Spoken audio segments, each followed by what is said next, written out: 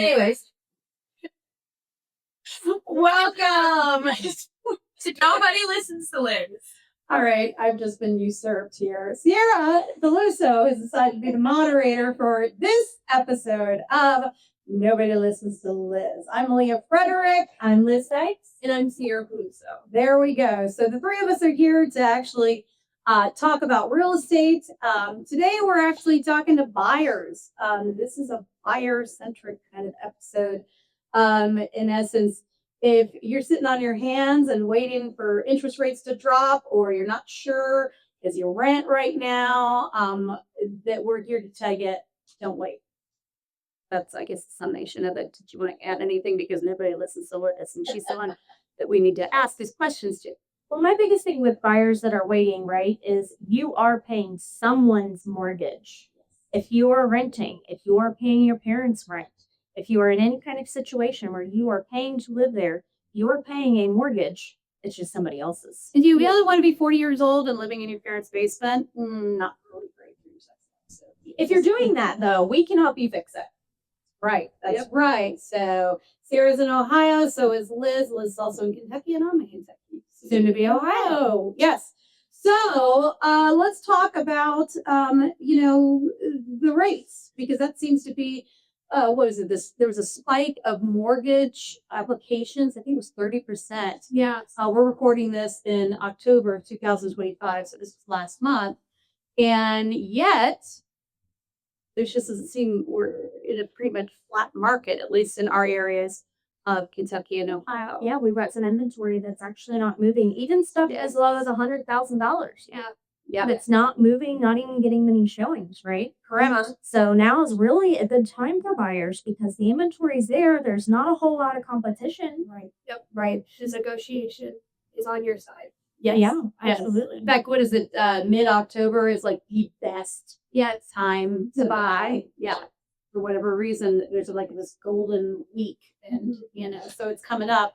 And you'd be in your room for which is great. That's true. I always tell my buyers that, you know what, best time to shop is actually anywhere in the holidays, November through February. Winter, people are like, I don't want to move in February. And I'm like, best time to move. Because number one, you can rent the U-Haul. So yeah. It's also that right time to list your house because you don't have as much competition. And this one's not really about the sellers, but there's an idiot for them. It's a valid point. No competition in the winter. Yeah. It's a valid point. And most of the buyers that are out there in the winter are serious. They're Being the best to buy. They're moving. Yeah. Relocating. So they're not outside. Absolutely. Yeah. They're shopping. Yeah, Elise, you had mentioned the interest rates. So to put that really in perspective, like people are freaking out because we did have for a long time, for a few years, we had 2 to 3% interest rates, which was absolutely phenomenal for anybody that got one, right? Yeah. However, we're only tossing around about 6% right now. Yes, it's a border. When my parents bought a house, now this was 30 years ago, but when they bought a house, interest rates were 18%. Yeah. When my mother-in-law bought a house, it was 12%. So we're talking like almost credit card rates it's been in the past. Just because we got 2 to 3% interest rates, that was phenomenal, but that's not a lasting thing. Yeah. Right now, the market can't stay there. So I feel like 6%, and hopefully it goes a little bit under. That would be like the sweet spot. Would be 5 to 6%. If you wait to get to a little bit under, you'll have competition. Lots of competition. What is it? 5 million a year? 5 million buyers or more should enter the market if it goes to 5%. Yeah, because even 5.99, right? Anything under 6. People think that they're waiting for that perfect interest rate. So while we have homes that great prices sitting on the market, you're waiting for an interest rate at home that may never come, or you're going to get so much competition and be right back into bidding wars. Also, you could just ask the seller to buy your rate down. Yeah, that's a great point. Really? Talk more about that. If you're fixated on that rate, you should talk to the lender about that. Yeah. No, I can't do it. Yeah. That's a great idea because like your sticking point, all right, I'm not going to buy a house. Yeah. Or if you are downsizing, we're like, I'm not giving up my 3% interest rate for a 6-point interest rate. Mm-hmm. Just talk to the seller and the lender and say, hey, buy me down. it can save you a lot when your monthly payment. Absolutely. Like paying $20,000 more, not more per house, but on their house purchase price versus if that 20,000, let's say, went to find out your interest rate or whatever, Points. Yep. you would save a lot more on your monthly mortgage payment by buying down your interest rate than by putting that extra 20,000. well, in some cases, right? So we Yeah. have to talk to a lender. Yeah. Yeah. Because we're not the experts, but we know people who are. But if that works out for you, that's fantastic. That's a Absolutely. great way to save. Yeah. And everybody gets what they want, right? Exactly. That's the idea. We're here to negotiate and get you the best deal that we can. Right. Make sure that you're using a realtor that wants you to get the best deal that they can. Absolutely. That's not always the case, right? And just as an aside, just because you've banked at the same bank for the past 25 years does not mean that they are going to give you the best deal too. Oh, that's a whole Yeah. sentence I can do about lenders. We've got to treat your lender. And we'll bring a lender on here who I think we've all used, haven't we? Yeah. So really good experience explaining things, and she answers her phone after 5 o'clock. Shout out to Holly. So Holly wasn't at one inviting her online. Anyway, are now. that's she will now. So let's talk about those renters, though. Those folks that never thought they would ever, buy, and purchase a house, and for whatever reason they don't want to. But the advantages that are involved. I mean, let's be honest, the rents are mortgage payments in this day and age. $900, $1,200, $1,500. They're going up. They can be more than mortgage payments. Exactly. And I mean, I'm saying that I have rentals, I don't mean to do that. It's just the market, Yeah, it is. And people need somewhere to live. So we try to provide nice places for people to live, and they're paying for it right now. Yes. They'd probably be better off to go buy a house if that's their situation. Right. There are such scenarios and situations where people are better off to rent. But that's Literally knows. that would be like if you're working in a city for only 2 years or Yeah. doing a residency. Yeah. You are a relocation person and you know that it's going to be less than 3 years. Typically, if you're going to be in an area less than 3 years, I would suggest that maybe you look into renting. Or if you're super savvy, you could buy a multifamily. Yes. And collect rent while you're in that city and beyond. Have somebody else pay part of your mortgage. Yes. Yeah. Fabulous idea. So many to choose who your neighbors are. You get it. Restrictive of There is fair housing. exactly. But we can talk to Lynn. You talk to your realtor about that. Little Asterisk. No, but that's something that I wish somebody would have talked to me about. When I first started out, I bought my first house when I was 20 years old, and it ended up working out really good for me, and I actually was able to make a lot of money on that. However, I never got to live there. It's a long story. It's an entertaining story. Yeah. But we'll talk about it why you want an inspection. Again, we'll be bringing somebody on for that. But if I would have known that I could buy a multifamily even after I did that one, right? And I'm going to live in one and rent out 2 to 3 others, or do a duplex, and we're going to rent one of those units, it can help pay for your rent. So instead of you as the buyer paying the mortgage, your renters are paying your mortgage. And if you decide after a year or two, I hate this, I don't want to have neighbors, you just move on and buy something else, and you still have your first investment. Exactly. I think that's an awesome way to start. And aren't there some loan programs to do that? Yes. So many loan programs. Yeah. Yeah, with Very Leah low. and Yes. FHA. Especially if you are going to live in it. Not just as a Absolutely. Yeah, so if you're going to live there, that's where the ticket is. Yes. A low money down. Exactly. Yeah, we can ask Holly about that. That's a good idea. I believe there are loan programs too that you can buy for either your kids if they're going to live in there, or a mother or father. Because you have experience with that. Yeah, without it being a second home Yes. or an investment, which is more money down. Nice. Yeah. Which is great. Yes. Pause that for a second. Emily, can you turn the AC off? Thank you. So that thing, I was like, son of a bitch. Because it is hot in this room. We got the sun coming in, and of course, Holly, we're nervous. I know. On building. What a shitty person. Yeah, but the ceiling fan would make sounds, and I tell you, turn off the ceiling fan too. It doesn't make sense. Yes, kind of stuff are you buying? Oh, she. Background noise. She's all about the noise. Yeah, the microphones pick up all of that stuff. Oh, Okay. See if that thing goes off. Blah, blah, blah. That's great. It'll take a moment to turn off. Thank you. So we're just pausing as a result. Callie Gerald is our marketing coordinator, and she deserves a shout out because she's handling. She's probably putting this whole video together. She's for going to you. be putting all this video together, and she's dancing on the other side. I've got the doors right now. So while we wait for the AC to go. Maybe Callie dancing should be our interim. That, yeah. That can be our Yeah. finish. Did you ever see the vote for that. what Philomena Count? Is it Count? What? Philomena Count. Oh, what was the name of that show? I think it was on Netflix. And anyway, it's great. They have a dance thing. You know, I'm not We'll like have to giving look a it sense. up. I'll check it out. I'll talk more eloquently about it. Maybe Callie will throw a flip. Exactly. Maybe that's who it is.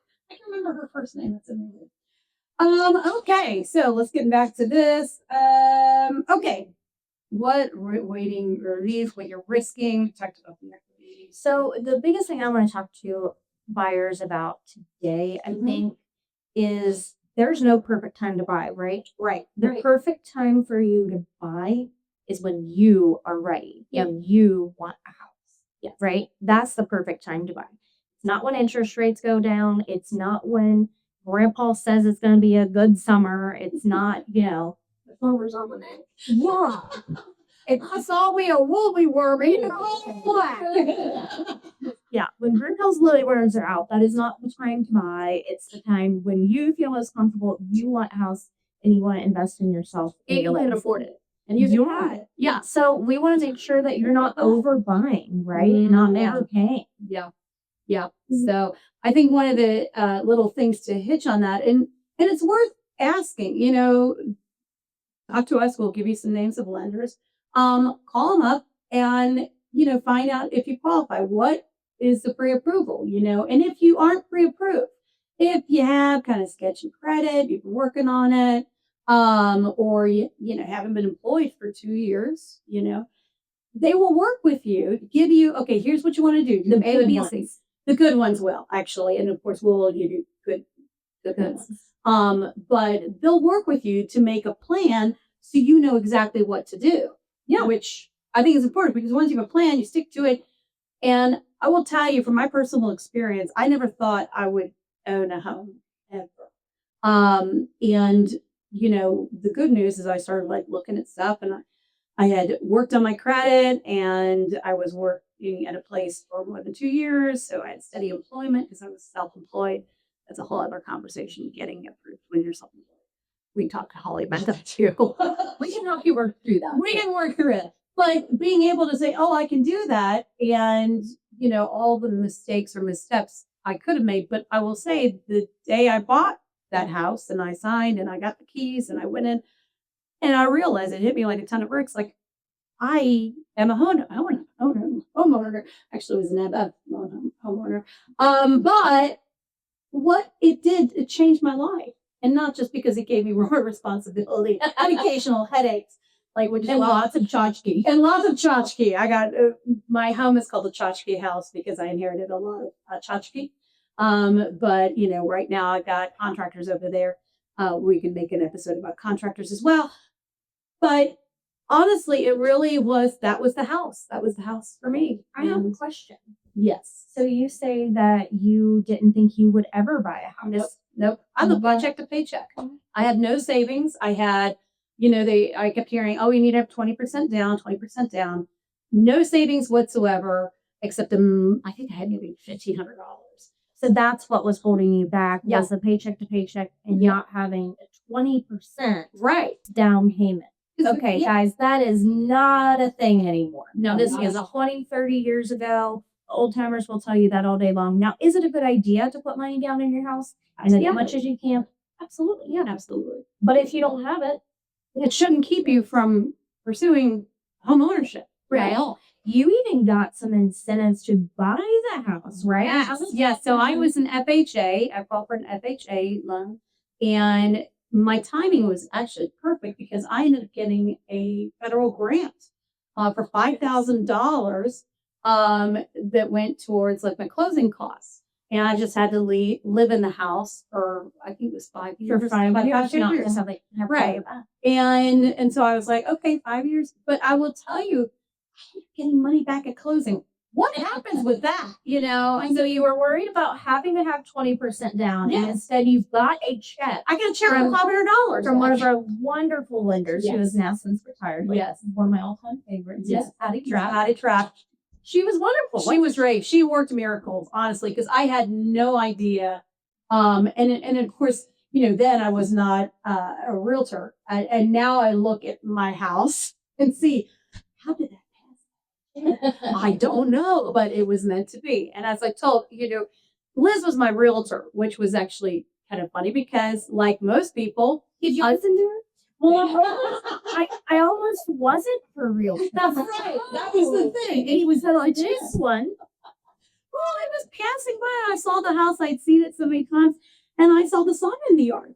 And and so I called up the number and set up an appointment to see the listing agent, with the listing agent. who is a good friend of mine. Yes. Kathy Phillips. Kathy She's Phillips is wonderful. the best. Phillips really, she's wonderful. But She didn't need to be your agent.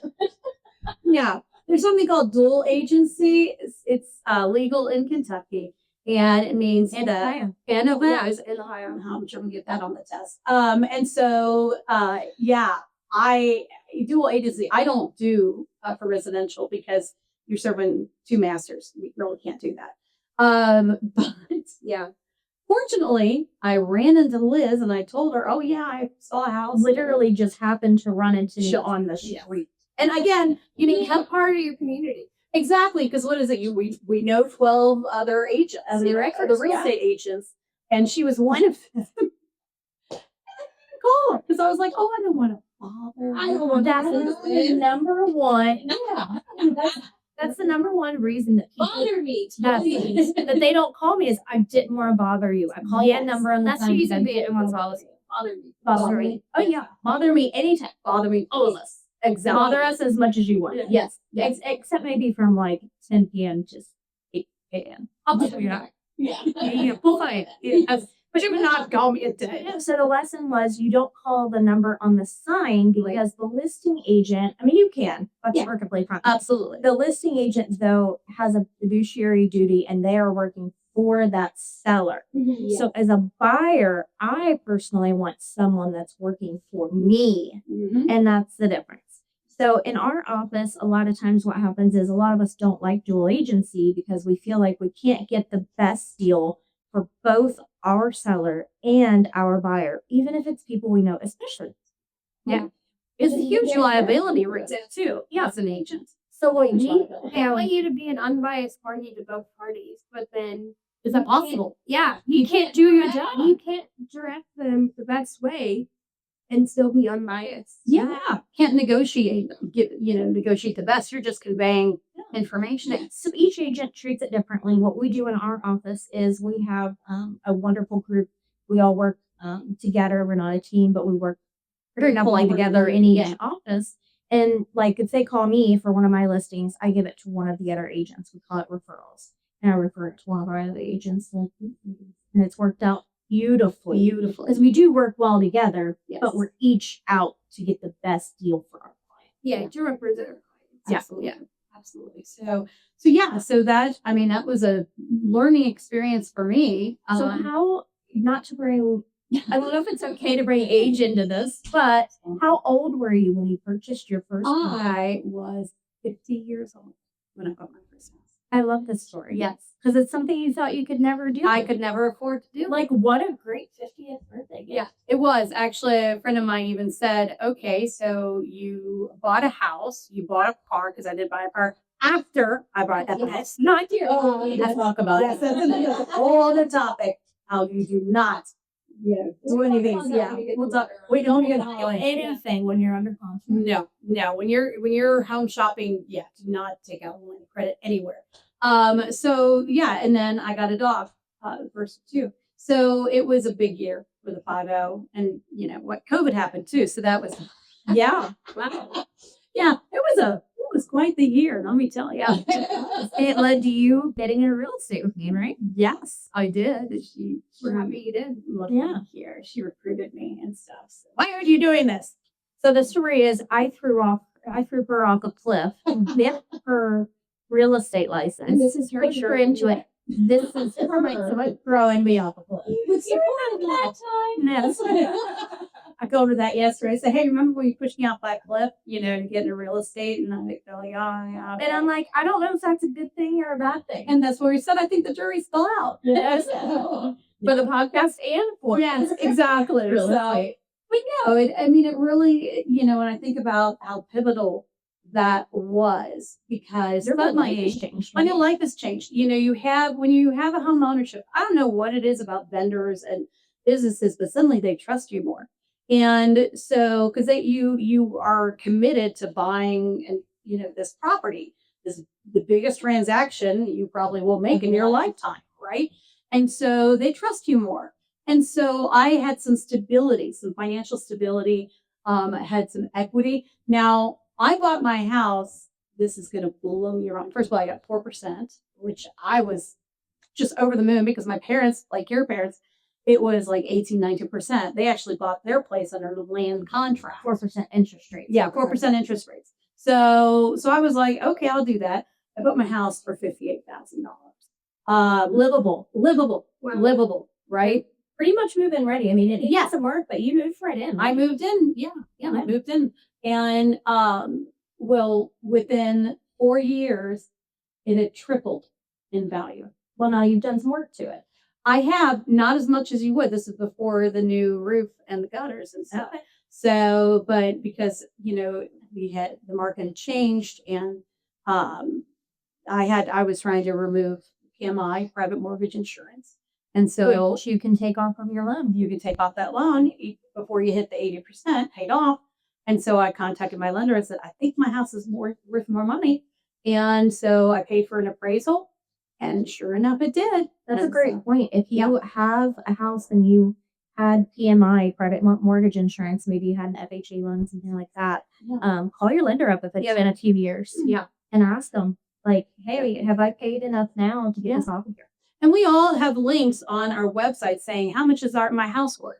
Yeah. And you can contact us, and we'll send you the link, and you can get an idea of what its value is right now. Yeah. It's huge. So yeah. Okay. So no perfect moments, certainty. So what do you do with folks who are still just kind of sitting on their hands a bit and just kind of like fishing around and surfing Zillow, looking around and looking at those Zillow estimates and stuff? And what do you think? All right. If there's one thing that you get from this episode, Zestimates are wrong.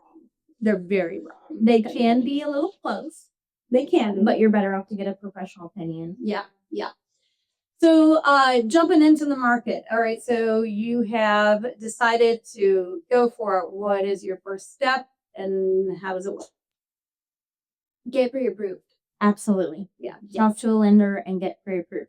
Preferably a lender that your trusted realtor has recommended to you, or somebody that someone you know has used and had a really good experience. There's some, let's say, realtors. Yeah. Terrible. There's some bankers that Experience work, out there. some lenders, sorry, not bankers, lenders that work 9 to 5 and no weekends. And no offense to them, but if we need an answer, No, offend them. This is we're working all our hours. Time is of the essence. yes, time is of the essence on real estate contracts and submitting an offer. Especially And if if you're you have- multiples or something. Yes. If you have to wait for an answer, You're out. You're not going plus to you'll use it. Yeah. For sure. Yeah. So get the pre-approval. Definitely. Yes. Right. Other things. So now we're pre-approved. We've got the letter. When you're getting your Yeah. tax approval too, like just because you're pre-approved, let's say you are a single engineer, you're 32 years old, and you go to get a pre-approval and your lender says, oh, you're approved for $450,000. Fantastic. You don't have to use all of that, right? You can say, okay, that's wonderful. However, I would like in my budget my payments to be. Which a good lender should ask you that. You know, They should. a good should. lender should ask you, well, what do you want to be at monthly? Yeah.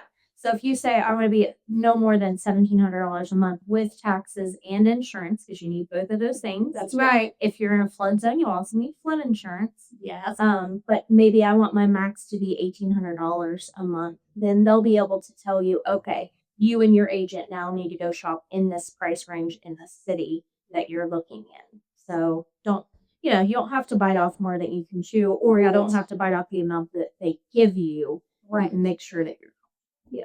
And don't think too that, okay, I'm paying $1,200 rent, and therefore I should be able to afford a $225,000 house, or $300,000 house. Yep. Real estate math is different. Okay, it's not, and they don't teach it in school. But real estate math, because you have insurance, you have all of these other components, and set up maintenance. And your maintenance, oh my gosh, yeah. You want to be able to take care of that house. Yeah. And you want to be able to furnish the house. They used to call it back in the day, it was house poor. Yes. They would approve you for so much house that you couldn't afford to furnish all the rooms. You lived in your house for 10 years and haven't done anything. Oh, we're gonna have a problem. Yeah. So, and as we see, with the house values, again, what is it? I think it's $8,000 on average. Most years, you're going to see your property increase in value.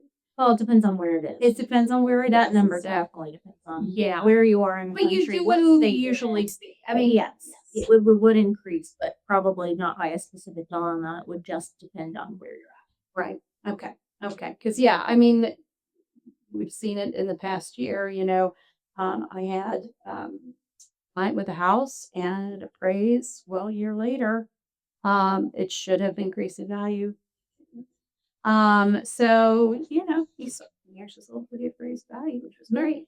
We'll have to bring in an appraiser and talk about what the things are that you Yes. can increase your appraisal with and where your best bang for your buck is. Absolutely. So let's see. In essence, not jumping in blindly into it, meaning you spend your evenings looking on Zillow or Homes.com, saying, well, I should be able to do that, and clicking on the little contact the agent, well, whatever. Well, and at the end of the day, like if you're looking and you want to get serious, you don't know what Find you're an going to agent. do.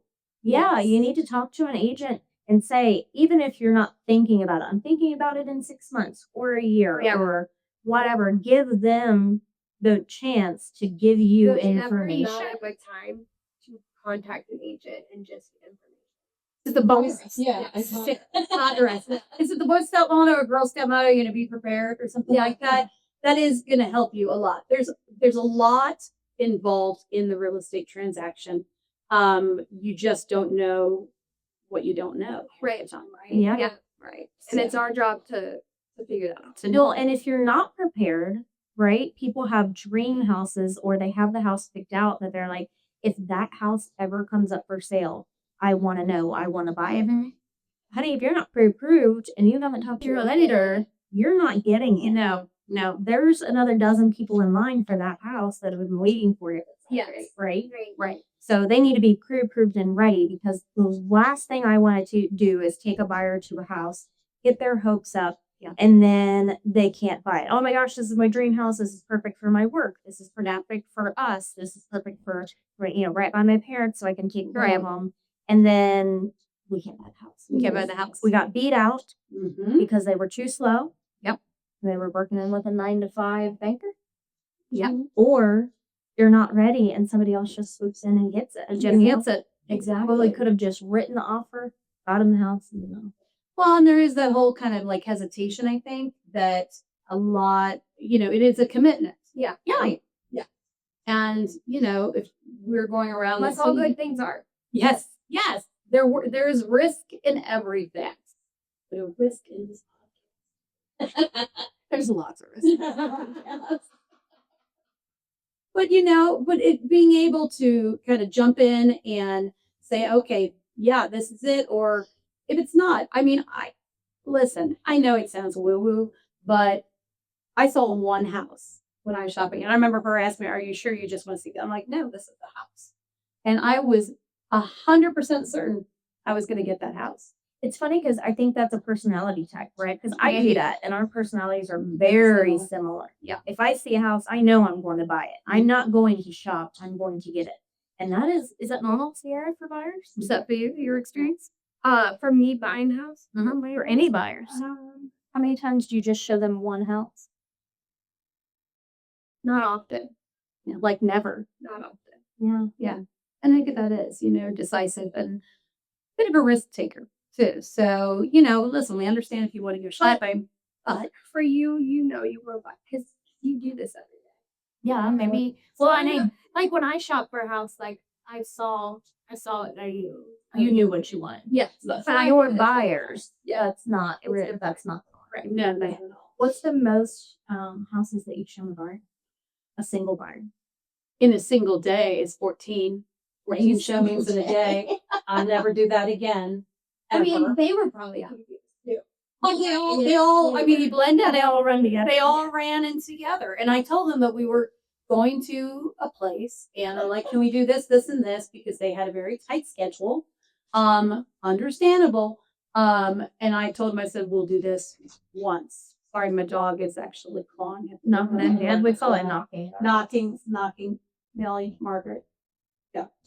Anyway, She'd like to be on the she would like to be on the podcast. Sometime later. Maybe eventually. So if you're a buyer and you have questions about the buying process, please drop them below. We will be glad to answer those for you. I mean, it's a big commitment. It can be scary. Yeah. And I think fear plays a lot into this, right? Like people are so uncertain or they just don't know they're capable to buy a house. Yeah. If you don't know, reach out to a lender, reach out to an agent. Yeah. Drop us a message and just say, hey, I have no idea how to do this. Right. That's step one. If the Exactly. data is real, Speak like up. that is step one. Hey, I have no idea how to do this, but I'd love to buy a house. Yeah. Whether it's now or in a couple years. And people feel weird about talking finances. We get it. I mean, it's like it feels very intrusive and But we're not digging through your bank account to see how much wine you bought last week. yeah, Right. That's the lender. yeah. The lender cares about that. You and the lender talk about now. You're that. I don't want to know about it. So yeah. They can handle your gambling or your Exactly. Yeah, exactly. If you've gone to see Hamilton 6 times this year, You guys talk about that. Or Wicked. I know somebody who's done that. So maybe not 6 times, but that's true. Your agent's not really. yeah, she's 4 times. Callie just told us she's seen Wicked 4 times. Okay. Your agent really isn't going to see your bank account. No. You're going to talk about That one finances. No, I do not care. That lender's going to tell me whether you can buy. Yep. If you can buy now or when you can buy, what we're buying and what our loan program is, right? Yes, there isn't many restrictions. There's, some, FHA, USDA, VA, you're going to be restricted, because they're all about health and safety. Some of the properties you can't buy because they're never going to pass the inspection kind of thing. So, I mean, that was my Unless you're conventional, maybe. unless you're conventional. Well, There's conventional, yeah. rooms for everything. There's rehab loans. There's exactly. One for Yeah, budget. I feel like veterans have a disadvantage with a VA loan. Sellers for years have looked down on the VA loan. Yeah. And honestly, like those guys are a favorite veteran loan officer. Is Trey Budke. Yeah, He Trey's was fabulous. wonderful with USA Mortgage. Yeah. Awesome. Yeah. And you your husband Josh earned that benefit, right? Like you should be able to use it. Take advantage if you're service. It's $0 No down. PMI, no PMI. No PMI, it's $0 down, and you can get waivers for things. Yes. So they look for health and safety issues in houses, but you're a veteran, you have special rights. So make sure that you have a loan officer, preferably someone local to you. Yes. As a real person that you can talk to. Yeah, rather be online. Not 1-800. Not an online version. You can talk to that and really get all of your benefits. And as a seller, I hope that you would instead look at those guys almost first before you look at anybody else. Yeah. They're usually they're just as strong as a conventional if you have the right lender behind So, well, wonderful. Okay, so that I guess pretty much. Is there anything else you guys want to say about, first time home buyers, people sitting on their Bother hands? us. Bother Find us. a realtor. Find a realtor. Bother us. Yeah. If you're 40 and you're still in your parents' basement, it's okay. It's okay. But let's fix it. Yes, Yes, ladies, send us a message and we will help you fix it. yes. Also, no question is a dumb question, right? Right, You no, were no. 50 years old when you bought your first house 50. and knew nothing. I knew nothing. Like, all you have to Absolutely. say is, I have no idea what I'm doing. Please help me. To Yeah. a good agent, they got you. And I'll tell you, seriously, I was embarrassed that I was 50 years old, still living check to check for the most part. And just really, I mean, you're supposed to have your act together, as I would say. You have your shit together by the time you're 50. And honestly, it was because Liz and Patty Trap, shout out to you, that held my hand through the process. And I mean, I was lively unaware of a lot of the inner workings in the background. Of course, now I'm just like, oh my gosh, it must have been magic. But no, it was working with Hi, I'm Magic. yes, working with competent professionals, and actually listening to Liz. So It's my new nickname. magic. Oh gosh, it's gonna be impossible. Anyway, thanks again for tuning in. Who knows what we'll talk about next? But it should be entertaining. Thanks for actually tuning in for Nobody Listens to Liz. I'm Liz. I'm Ciara. I'm Leah. We'll see you guys next time. Bye.